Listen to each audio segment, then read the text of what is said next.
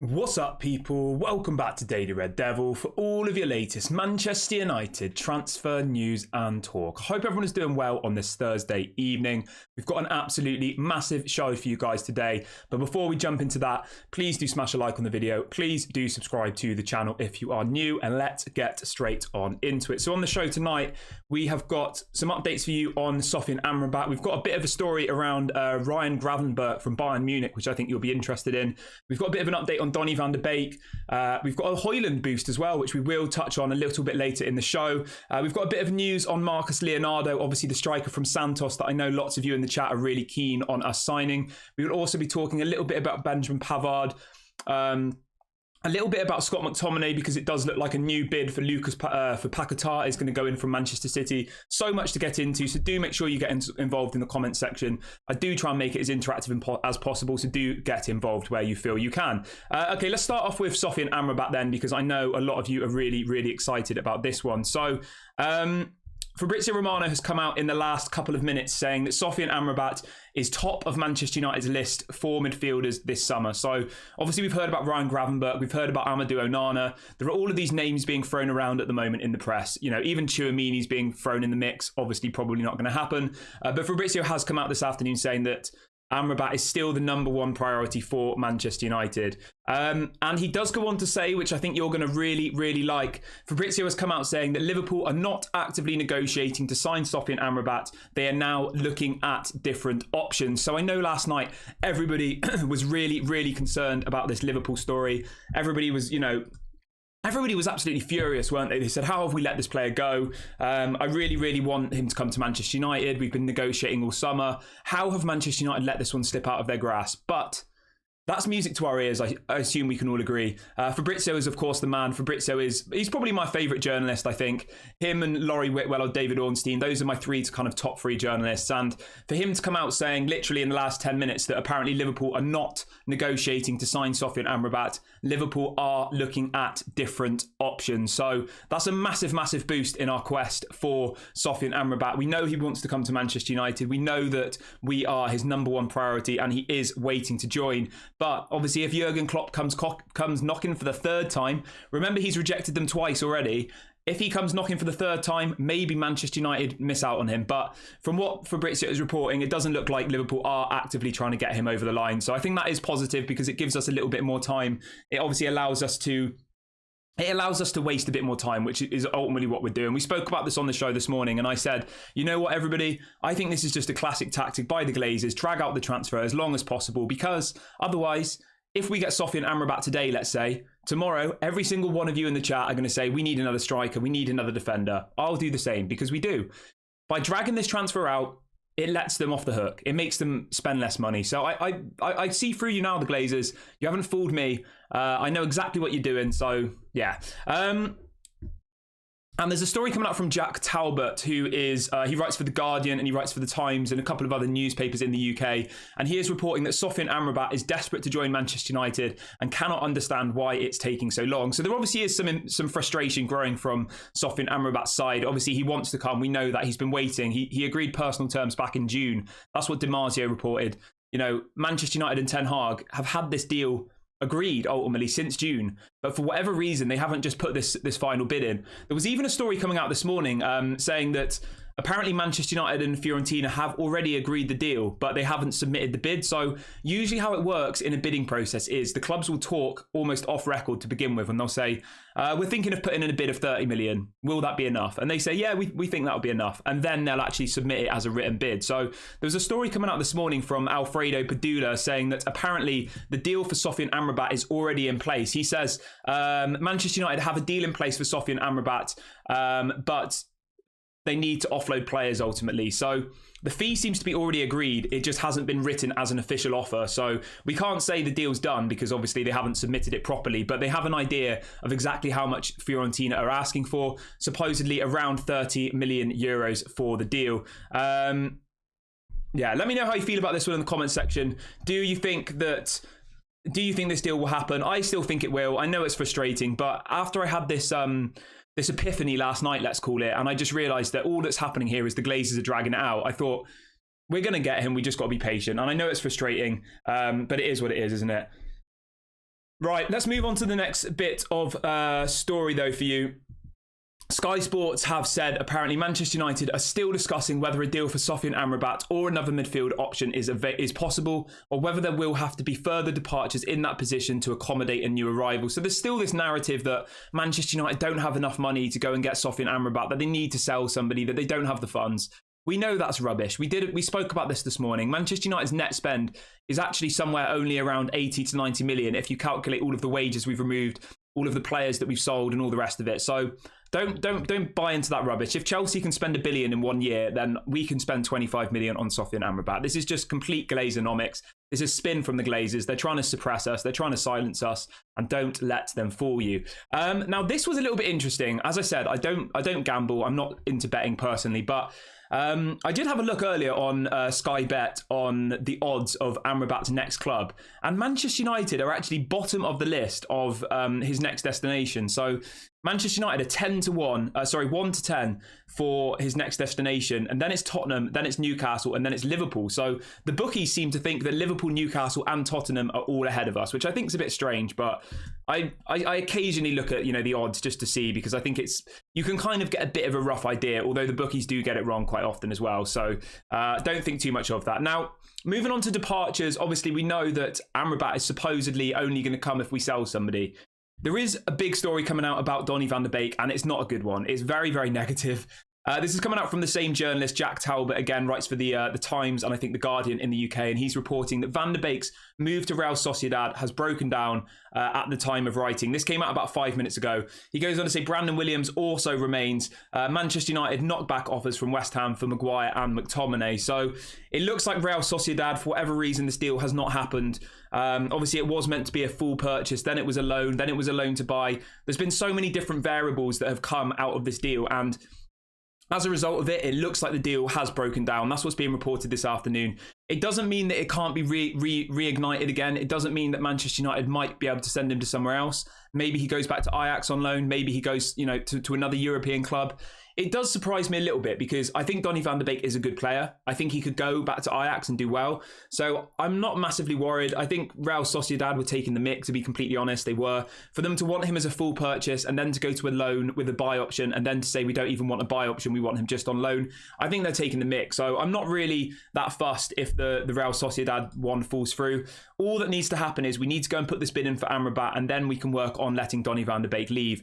And for me, Scott McTominay has to go as well. We do have a bit of an update on that, which I will bring to you in a couple of minutes' time. But let me know how you feel about this story that's just come out about Donny van de Beek. Are you worried about what's going to happen with him? Do you think another club will come in for him? Or do you think that Real Sociedad was his only option? I'm not too stressed about this one. I'm not. Real Sociedad would have got this deal done if they wanted it done by now, wouldn't they? It's been going on for months, probably about 4 weeks that they've been dealing with this situation. So if they're, taking the mick, which they clearly are, let's move on. Let's try and send him somewhere else.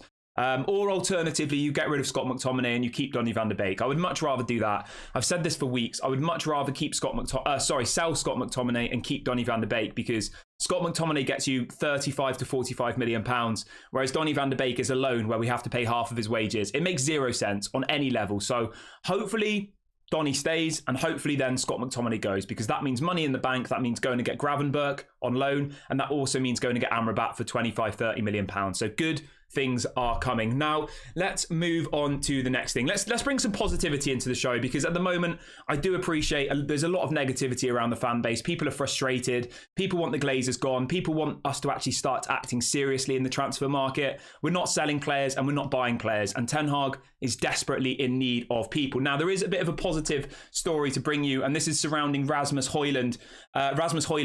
Remember, there's no D on the Hojlund. I only learned that the other day. It's Hojlund, not Hojlund. Anyway, Rasmus Hojlund has just put up a story on his Instagram. It looks like he's back in full training now with the rest of the squad. And he put the caption saying soon. So hopefully, fingers crossed, Rasmus Hojlund is able to play before the Arsenal game. That was what we originally heard. We were told that he will be back in time for the Arsenal game, which is in, I think, 3 weeks. Obviously, we've got Tottenham this weekend, Nottingham Forest the week after, and then it's Arsenal the week after that.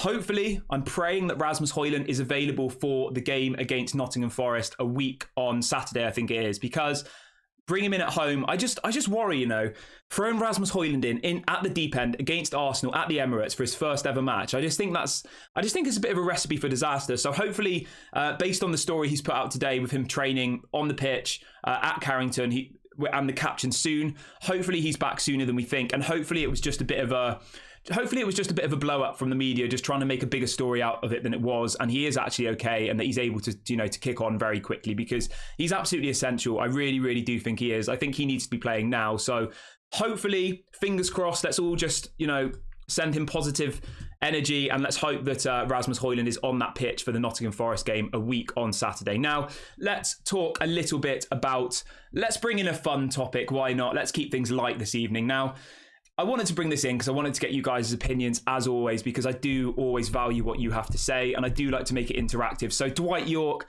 has been speaking earlier on about Manchester United, and he was talking about Romelu Lukaku.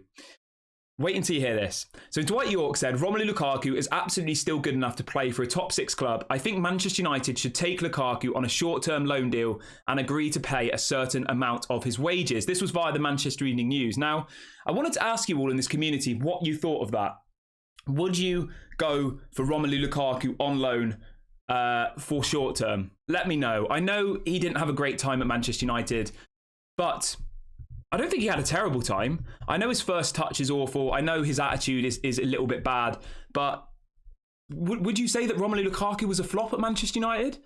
I don't think he was. We bought him for 84 million. He was here for 2 years. He got some goals, and then we sold him for 74 million. So I wouldn't class him as a flop. Obviously, he wasn't a success, but I would say he was kind of average. Now, I wanted to ask you, Dwight York seems to think that Manchester United should bring Romelu Lukaku back to Manchester. Would you go and do that? Let me know in the comment section. Would you sign Romelu Lukaku? Obviously, it looked like he was going to go to Inter. That fell through because he was then negotiating with Juventus. It looked like he was going to go to Juventus in swap for Vlahovic, but Chelsea didn't want Vlahovic. It looks like he's reached a bit of a stalemate, and it looks like he does need somewhere to revive his career. Now, is that going to be Saudi Arabia? That's obviously a possibility, but does somebody who is, he is 30, so maybe he does go to Saudi Arabia. But anyway, let me know in the comment section, would you like to see Romelu Lukaku back at Manchester United just on loan? So in the season at Manchester United, he got 16 goals and 7 assists in 34 matches, which is, he got 23 goals and assists in 34 matches. That's not bad, is it? It really isn't bad. And he got 5 goals in 8 Champions League games. You know what? You might all just be laughing at me in the chat, but if Lukaku was available on loan until January and we can't get another striker, I would go and get him 100%, 110%, without a shadow of a doubt, because otherwise we're just stuck with Rasmus Hojlund, who I think is going to do well, but he's not going to get us 30 goals. Whereas if you had Lukaku and Rasmus Hojlund until January, at least that gives us some options. What happens if Hojlund gets injured again? What if this back thing is a bigger problem? Let me know in the comment section. People in the comments are saying he's a flop. I'm looking at this from a Glazers perspective here, all right? I'm looking at it purely from, we're not going to get any money. We should be able to go and buy another striker right now. We should be able to.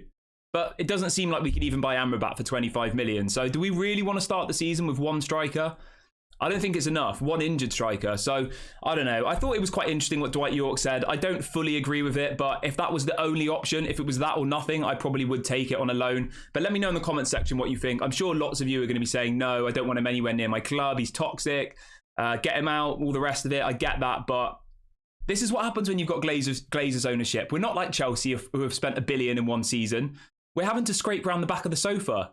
We've overspent realistically this summer. Let's be completely fair here. As much as I like Hojlund, as much as I like Onana was a great bit of business. I don't have a single complaint about that. We've overspent for Rasmus Hojlund, no doubt about it. We have.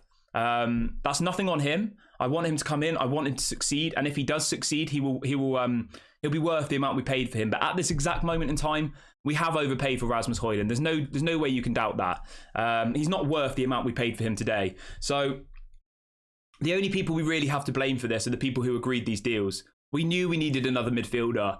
And if we've now got to scrape around the back of the sofa to get the money for Sofian Amrabat, we should have got someone for less than what Rasmus Hojlund was, you know? Obviously, it's hypothetical now, but you just get where I'm coming from with this theory of why people are saying Lukaku, you know? Obviously, it's probably the last thing I actually want if it was up to me, but, you know, sometimes you just have to be like that. Now, there's a bit of a story coming out about Harry Maguire. So Jack Talbot, again, the journalist from The Guardian and The Times in the UK, and he's reporting that Erik ten Hag is frustrated that he has to keep Harry Maguire. He would much rather have had Benjamin Pavard from Bayern Munich. And it even goes on to say that despite recent reports, Erik ten Hag does not want Harry Maguire at Manchester United. He doesn't fit his philosophy. So that's really, really damning words. Obviously, we heard earlier on in the week that apparently Manchester United did want to keep Harry Maguire. I think it's complete rubbish. I really, really do. Like, why would they want to keep Harry Maguire? He doesn't fit the system. He's slow. You play the way that Erik ten Hag wants to play with your centre-backs on the halfway line, and every single time a ball goes over the top, they score. Definitely rubbish that Erik ten Hag wants to keep him. And Jack Talbot goes on to say as well, Erik ten Hag still wants to sign a striker, a holding midfielder with ball-playing ability, and he also wants a centre-back. He wants 3 more positions, Erik ten Hag. A striker, I think we can all agree with. A holding midfielder, I think we can all agree with. And also a centre-back, I think we can all agree with. We need those 3 players to be competitive this season.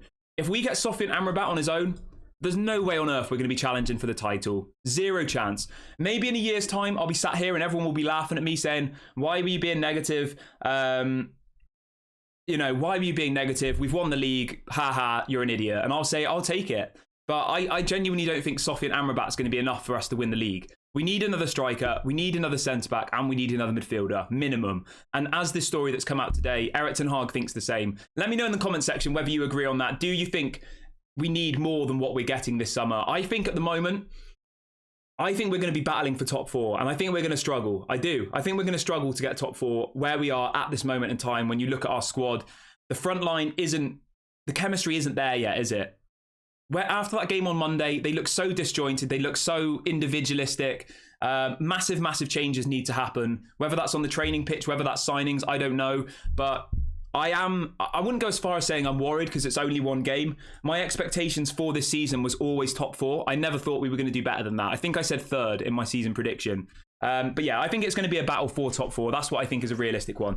We've got over 1,000 people watching the show today, guys, which is absolutely massive. Big ups to all of you in the community. Please do smash a like on the video and please do subscribe to the channel if you are new. We're only 30 subscribers away from 13,500. So let's see if we can hit that by the end. Please subscribe and please do like the video. Do you know what? Although it's frustrating, I like that these stories are coming out because nobody can say, I know you can blame the tactical stuff, whatever, on Erik ten Hag, but he clearly is crying out for more players. He is.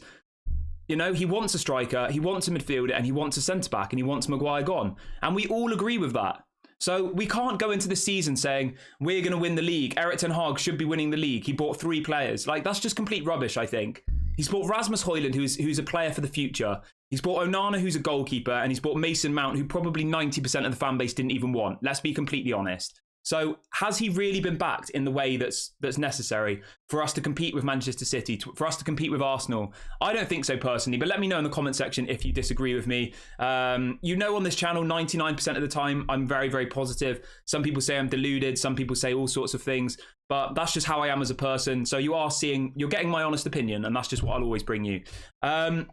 And here we go. There's another bit of news here from the same journalist. It says, Erik ten Hag did not expect to be solely relying on a 20-year-old striker who scored 10 goals last season and is yet to develop. As good or as world-class as Rasmus Hojlund may become, Erik ten Hag did not want that risk. So there you go.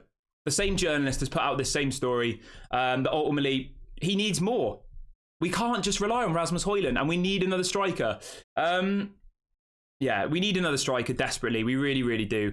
Hopefully Rasmus Hojlund is back. Hopefully he's fit. Hopefully he's able to play. But the fact that we're even having to have this conversation, we're relying on somebody who's injured. Like, it's not good enough. It's not good enough for Manchester United to be starting the season without a striker. Yeah, it was bad enough in pre-season. I know how worked up you were all getting in pre-season that we didn't have a striker. But yeah, there's a bit of breaking news coming out as well surrounding Mohamed Kudus. Now, I know loads of you in the chat really, really wanted this really, really wanted this player. Florian Pletterberg, the German journalist who obviously writes for Sky Sports, is reporting that Mohamed Kudus and West Ham are working on a deal now. Negotiations are ongoing. Ajax are still waiting for a concrete offer. Ajax demands more than 40 million euros for Mohamed Kudus now. So any of you who wanted Mohamed Kudus, this is the moment to go and get him.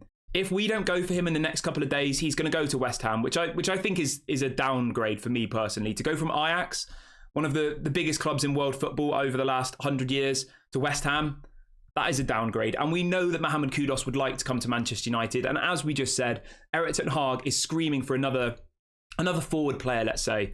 Yeah. Whether we'll go for Mohamed Kudus, I don't know. I think if Scott McTominay leaves, then I think that would then become an option. But at the moment, the Scott McTominay situation has gone very quiet, although we do have a little bit of an update on him to bring you now. So let's talk about that really quickly. So Fabrizio Romano has reported this afternoon that apparently Manchester City are about to enter the crucial stages of the Lucas Paquetá deal from West Ham. Now, you're probably thinking, Kieran, why the hell are you talking about Paquetá? He doesn't play for Manchester United and we're not linked to him. Well, the reason I'm talking about him is West Ham are believed to then come back in for Scott McTominay once Paquetá goes to Manchester City. Obviously, Fabrizio, this was about 5 or 6 hours ago, him reporting that a new bid, whatever you want to call it, is about to be submitted for the player. Something around £100 million is being reported, which is absolutely ridiculous. It is. It's crazy. So even if they get £100 million for him, they could still then afford the 45 for McTominay and the 40 million for Kudus and still be left with around £15 million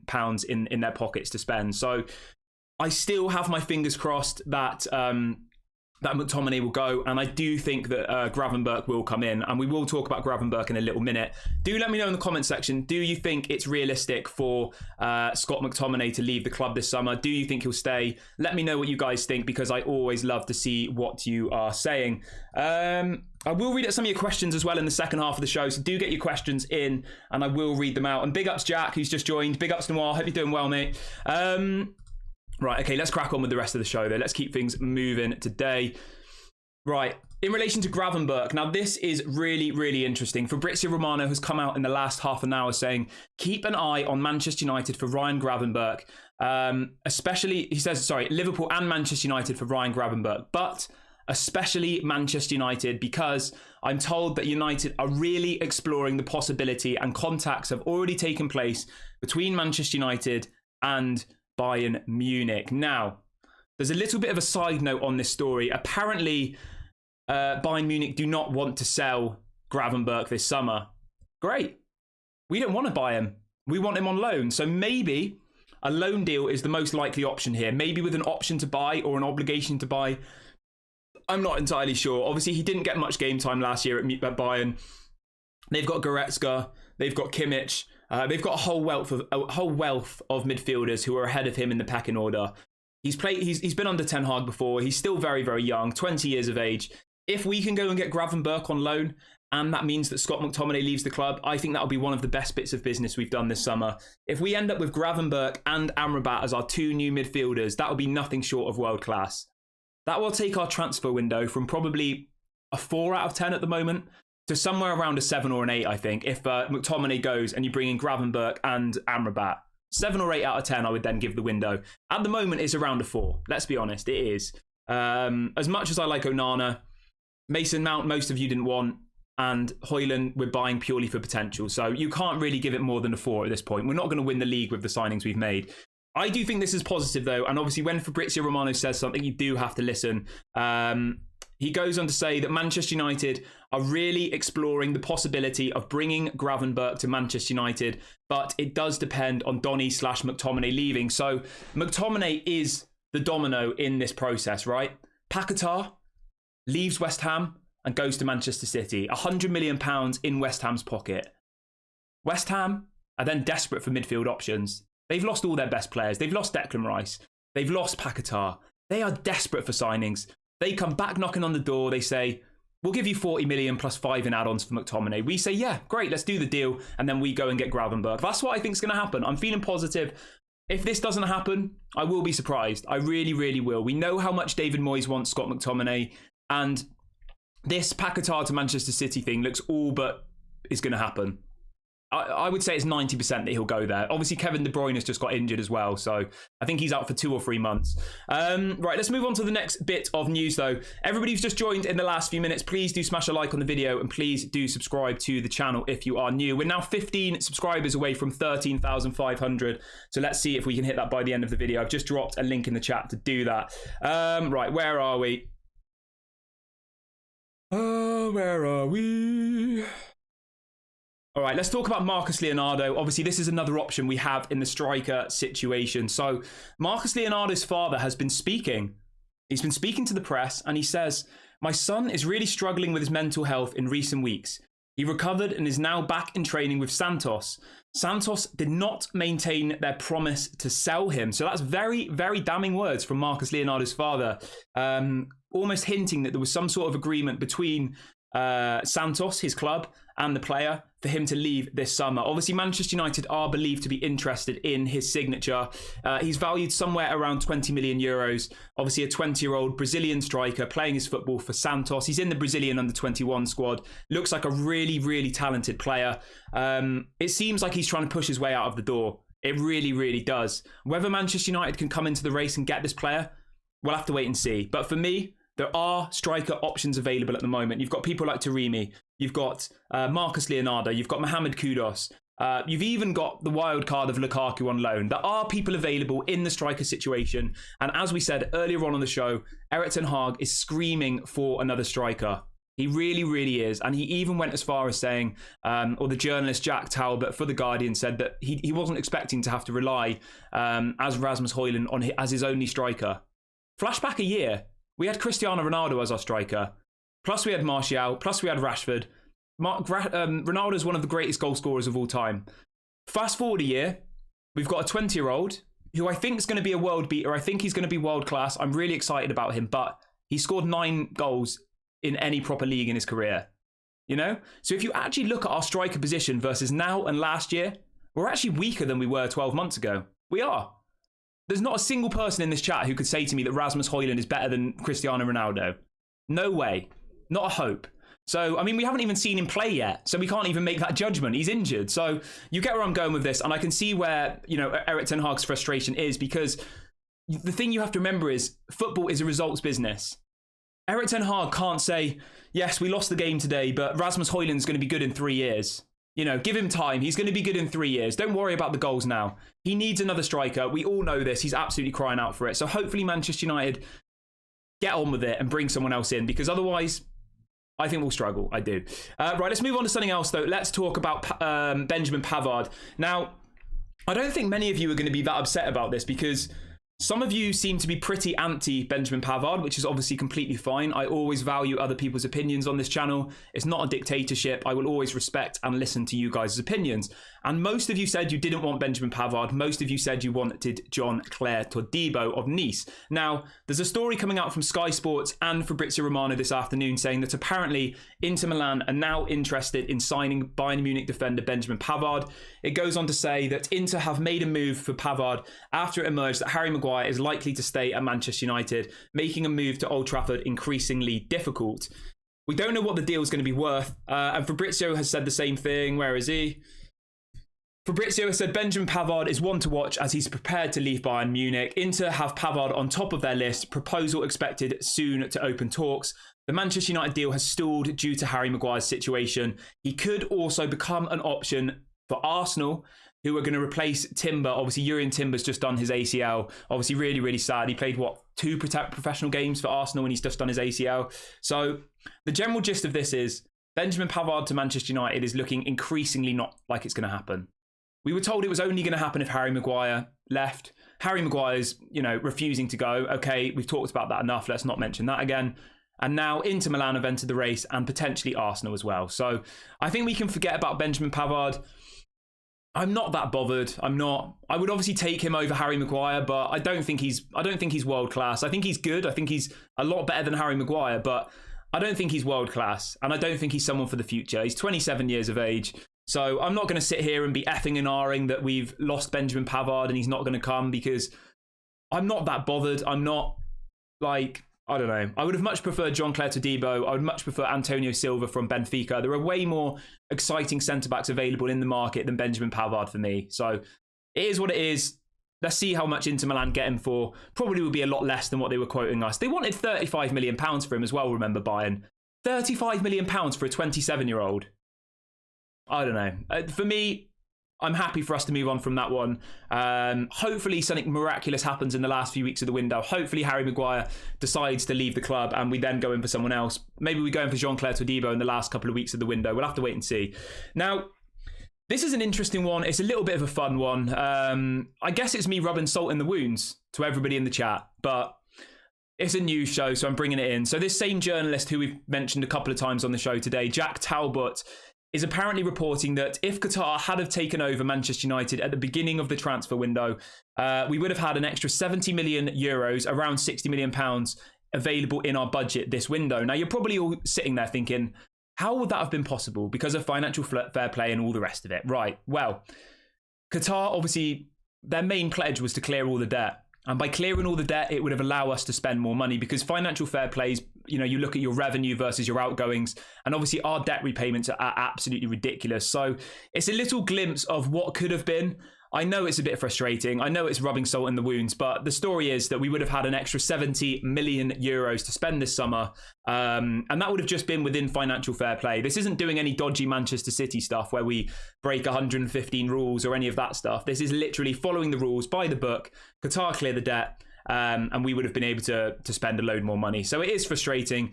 It is a little glimpse of what could have been, but let's not dwell on that for too long because I know... I know there's not really much we can do about that right now. Do get some questions in as well. If you do want to ask a question, put the letter Q in front of your message, drop it in the live chat now, and I will come back to you in a little bit. We've got a couple more stories to rattle through, and then I'll come to the chat and I'll read out some of your questions. Now, I wanted to do a really, really quick highlight of 3 people who look set to leave the club. Obviously, it says in the chat, in the video topic, 3 players leaving. So Brandon Williams and Eric Bailly have both been told to leave the club by Manchester United. It looks like Eric Bailly is going to be available as a free agent. Manchester United are willing to terminate his contract. They're willing to rip it up and say, you're welcome to leave. You can go to wherever you want and we won't take any fee. That should make it easier for him. Apparently, Fulham are leading the race to sign Eric Bailly now on a free deal. Obviously, Brandon Williams has also been told to leave. I think we will get some money for Brandon Williams. Obviously, I think he's around 21, is he? I mean, I'll probably look and he's like 25 now. Let me have a look. Brandon Williams, he's 22 years of age. He's still young enough to go somewhere and make a career of himself. I think he could do well at a Luton, someone at the bottom of the Premier League. I think he would start for someone like that. I think we can get around £5 million for Brandon Williams. We will, of course, keep you updated on Brandon Williams as and when we get an update on that situation. Now, the other player is, of course, Donny van der Beek. He's the third person. We did speak about earlier on in the show how the Donny van der Beek to Real Sociedad move has broken down. But I do think there will be a suitor for Donny van der Beek. I do think there'll be someone who will come in for the market for him. And if it doesn't happen, as we spoke about for much of this show, I think McTominay to West Ham will be reignited in the next couple of weeks as soon as that Qatar to Manchester City deal happens. So I do still think there is some glimpses of hope in the outgoings department. I don't think Dean Henderson's going. Obviously, we need a backup goalkeeper, and he is a backup goalkeeper. It doesn't look like Harry Maguire's going to go in because ultimately he doesn't want to. But I do think we can still get a couple more people out of the club in the next 2 to 3 weeks. So there is still a little bit of positivity that we can do. James says, can we have a party at your place if Qatar take over? Yeah, why not? Let's do it. Joshua says, do you back the Lionesses to win on Sunday? Yeah, 100%. I watched the game against Arsenal. What am I on about? Against Australia. Yeah, I did. 3-1. It was good game, that. Simon says, what is going to happen with transfers? Let me know what you specifically want to know, my friend, and I will ask you. Daniel says, should Manchester United sack the director of football if we do not get Amrabat? I mean, we should sack all of them. Not just the director of football. We should sack Murta, Arnold. All of them need to go. Somebody says, do you think we can get more money for McTominay if Qatar goes to City, and how much do you think we can get for him? I think we should be getting 45 million for Scott McTominay. I think we should. He's 26 years of age. He's a Scottish international. How many games has he played for Manchester United? Let me just have a look for you. My point is he's not some, some fringe player. He is an experienced player. He's played in the Champions League. He's played in, European competitions. I think 45 million for him is a fair price in this current market. Maybe not 2 or 3 years ago, he'd probably be worth 10 or 15. But, when Moises Caicedo is supposedly worth 115 million, Romeo Lavia is worth 58 after 1 season in the Premier League. I think you can get 45 for Scott McTominay. So he's played 145 games in the Premier League. He's played 17 in the Champions League, 20 in the Europa. You get the picture. He's played 240 games at a professional level. That is a lot for a 26-year-old. So I think 45 is a fair price. Someone says, with Maguire not leaving, do you think that he will also lose his England place? Yeah, 100%. If Harry Maguire is in that squad for the Euros next summer, that is a disgrace. An absolute disgrace. There are so many better players in his position, and I think he will lose his slot. I've not completely given up on Harry Maguire leaving. I just think it's one that might happen towards the end of the window. Of course, we will keep you updated on that as it follows. So apparently, Qatar to Manchester City is going to be worth around £85 million. That's what's being reported in the last couple of minutes, which is more than enough money to get McTominay off us, isn't it? Take in mind as well, this 45 million, they've offered 30. I think they come back in with 35 plus 10 in add-ons. That's where I'm getting this 45. I'm not saying they're going to give us 45 million upfront in cash for Scott McTominay. That's never going to happen. Every deal these days has add-ons in. Every single time you see a price on Sky Sports, it's including add-ons. Sky Sports have been reporting for the last two weeks that Hojlund cost us £80 million. He didn't. He cost us 60 million plus add-ons. So 45 million including add-ons is what I think would be a fair price for Scott McTominay. 35 up front, 5 in achievable add-ons, and 5 in difficult add-ons. That's where I would land on this one. But do let me know in the comment section what you think about that one. Do let me know. Do let me know whether you think that's a realistic price. And the thing you have to remember is West Ham have a burning hole in their pocket. They have money to spend. Well, an Aston Villa wouldn't pay 45 million for Scott McTominay. This valuation of 45 million is what I think he'll be worth to West Ham. David Moyes wants him. They've put in a bid already. It's been rejected. They clearly want to sign him.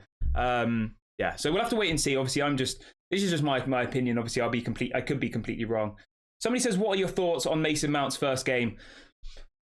I don't have any thoughts, really. I think Mason Mount looked as bad as the rest of them. I don't think anybody did well against Wolves. So I'm not going to sit here and slag off Mason Mount and say what a flop and all the rest of it, because that's not what you're going to get from me on this channel. I'm not going to spread toxicity. That's just not the person I am. I'll support our players. If they do something terrible against us, if one of them pulls the shirt off and spits on it, then obviously I'll say get him out of my club, and all the rest of it. But if they go onto the pitch and they make an effort and they try, I'm going to give them time to prove themselves. I'm not going to throw them under the bus after one game. So in relation to your question, I think Mason Mount looked as bad as the rest of them. Bruno was rubbish. Rashford was rubbish. Anthony was rubbish. Garnacho was rubbish. Casemiro was rubbish. They were all rubbish. The only people who held their own was Onana, Wan-Bissaka, Varane. Luke Shaw was okay. Martinez went off at half time. You get the picture. They were all rubbish. So I'm not going to throw Mason Mount under the bus. You're not going to get that from me. You know from the beginning that I said that he wouldn't have been who I would have signed, but I said I'd back Eric Ten Hag. So if you want that side of it, if you want me to go on that agenda, yeah, I agree with you. Maybe we shouldn't have signed Mason Mount. Maybe it was too much money. Maybe he's not the kind of player we need. I don't disagree with any of that. But now that we have him, now that he's at the club and Eric Ten Hag wants him, he'll get my full support. And after one game, I'm not going to throw him under the bus. That's just simply not going to happen. So, yeah. Obviously, I get people in the chat are saying we should have gone for this person, we should have gone for that person, but it's all hypothetical now. Eric Ten Hag's our manager. Eric Ten Hag wanted Mason Mount, and that's who we've got. So we've just got to put up with it, and we've got to support him. That's what we're here for. We're fans. We need to support our team. So, yeah. Right, let's read out a couple more questions then. We've got about 10 minutes left of the show. James says, what do you think the midfield three will be for the Saturday game? So, on Saturday, I think it will probably be Casemiro, Bruno Fernandes, and I think it will be Scott McTominay. I think it'll be those three. I think we'll play a 4-2-3-1. Casemiro and Scott McTominay will kind of sit in front of the defence. Bruno Fernandes will obviously be more further forward in the more number 10 role, and then we'll have the front three. I would go front three as Rashford on the left, Either Martial or Sancho in the middle, and then either Anthony or Sancho on the right, depending on who plays in the middle. That would be my starting 11. I think the defence did well. I have no issue with the defence. I would start exactly the same defence on Saturday. Luke Shaw on the left, Martinez, Varane, and Wan-Bissaka. No issues with that whatsoever. I think they all did okay on Monday. We will be doing a watch-along for the game as well. Somebody's asking in the chat. Yes, we will be doing a watch-along for the Spurs game on Saturday.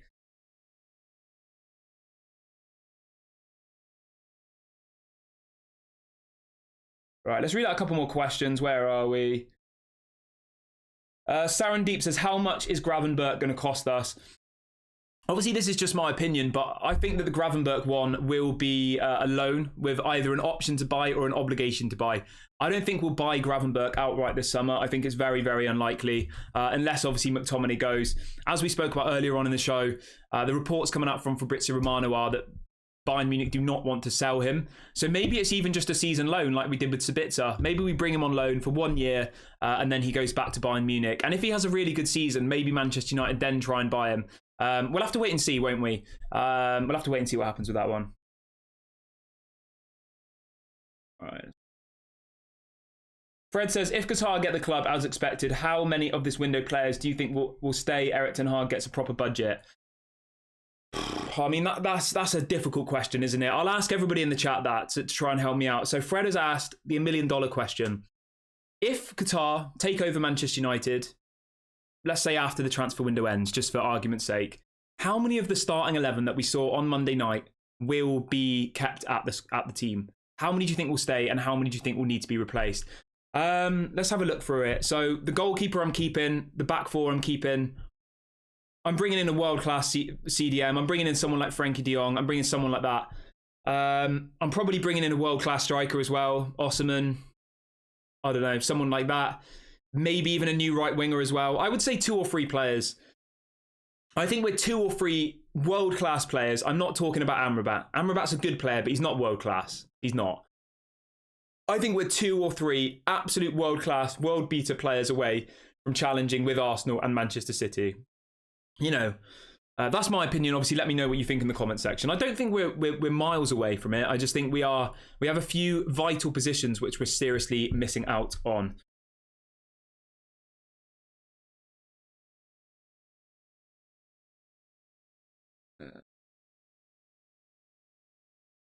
Irvin says, I bet we will line up with the same starting 11 on Saturday as we did against Wolves. Oh, I don't think so. We can't line up with that same 11. The defence was good, but the forward positions were so poor. Like, we have to change something up against Tottenham on Saturday. We really do.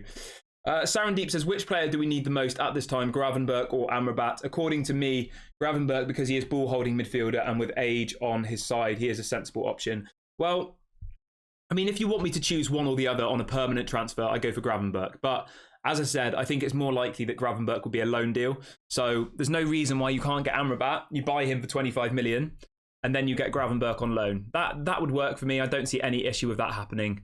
But if you want an answer on who would I buy outright, I would go for Gravenberch. As you said, he's younger. I think he's more what we need at this moment in time. Yeah, but right, let's read out a couple more questions quickly.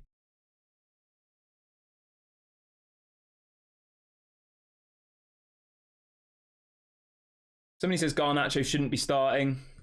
Yeah, I don't know. As I said, I think all of the players on Monday were poor, so I'm not going to single people out. I'm not going to say Garnacho shouldn't start. I'm not going to say Anthony shouldn't start. They were all rubbish. They all were. They all need to prove themselves. Wow. Somebody in the chat saying Ten Hag won't be here long term. The only way I don't see Ten Hag here long term is if the Glazers stay and he gets fed up and Barcelona come knocking and he goes there.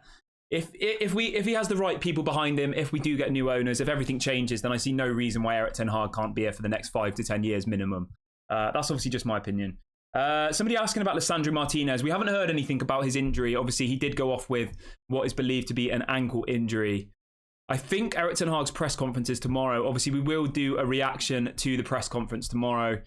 So make sure you are around for that.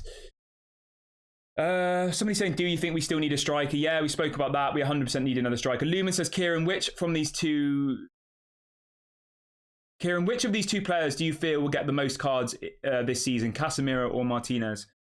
Probably both of them. I mean, both of them love to fly into a tackle, don't they? Somebody's asking for score predictions for Saturday, so let's do that as a community. Everybody get your score predictions in and let me know what you think the score will be on Saturday against Tottenham. I'm going with 2-1 Manchester United. I think Manchester United will score the first goal, Tottenham will get an equaliser, and then we'll get the winner. I reckon we're going to beat them. I do. They didn't look that good the other day in their opening game. They've obviously lost Harry Kane. Their defence still looks quite shaky. I think we will have a better time against them than we did against Wolves. The only worry for me is their midfield looked really good.